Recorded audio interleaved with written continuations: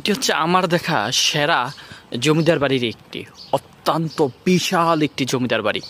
এর আগে যেই কয়েকটি আমি জমিদার বাড়িতে গিয়েছি তার চেয়েও তার সবগুলো সমতুল্য একটি জমিদার বাড়ি।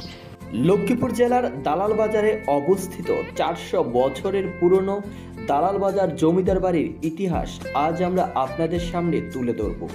সেই সাথে দালাল বাজার জমিদার বাড়ির বর্তমান চিত্র আপনাদেরকে দেখাবো। এই জমিদার বাড়িটি প্রতিষ্ঠা করেন লক্ষ্মীনারায়ণ বৈষ্ণব নামে একজন জমিদার। তার আদি নিবাস ছিল ভারতের কলকাতায়। পরবর্তীতে তিনি লক্ষ্মীপুরে এসে জমিদারিত্ব সূচনা করেন। সেই সময় এই জমিদার বাড়িটি লক্ষ্মীনারায়ণ বৈষ্ণবের বাড়ি হিসেবে পরিচিত ছিল, কিন্তু বর্তমানে এটি দালাল বাজার জমিদার বাড়ি নামে হিসেবে পরিচিত।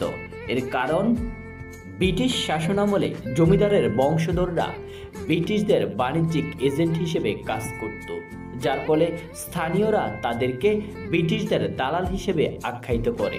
পরবর্তীতে এই জমিদার বাড়িটির নাম হয়ে যায় দালাল বাজার জমিদার বাড়ি। ভারতবর্ষ ভাগ হওয়ার আগ পর্যন্ত এখানে জমিদারের বংশধররা জমিদারিত্ব পরিচালনা করতেন। যখন নোয়াখালী লক্ষ্মীপুর অঞ্চলে সাম্প্রদায়িক দাঙ্গা সৃষ্টি হয় তখন তারা অন্যত্রে চলে যান। সেই থেকে এই বাড়িটি পরিত্যক্ত। চলুন দর্শক, আমরা ঘুরে আসি এই জমিদার বাড়ি থেকে।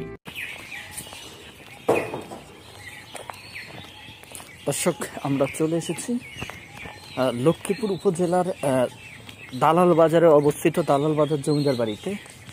আমরা এখন জমিদার বাড়ির ভিতরে প্রবেশ করছি। পুরো জমিদার বাড়িটা আজ আমরা আপনাদেরকে ঘুরে দেখাবো।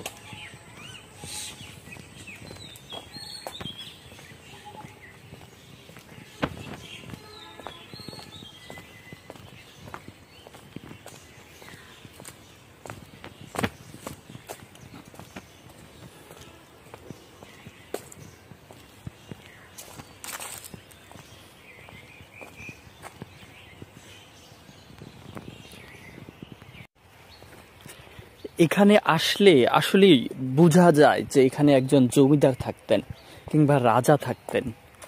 অত্যন্ত বিশাল একটি জমিদার বাড়ি। এর আগে আমি যতগুলো জমিদার বাড়িতে গিয়েছি এত বড় জমিদার বাড়ি দেখিনি। দেখুন, একের পর এক ভবন, তাও বিশাল আকারের। আমরা যদি এই ভবনটিতে যাই, এটি সম্ভবত এখানকার প্রধান ভবন।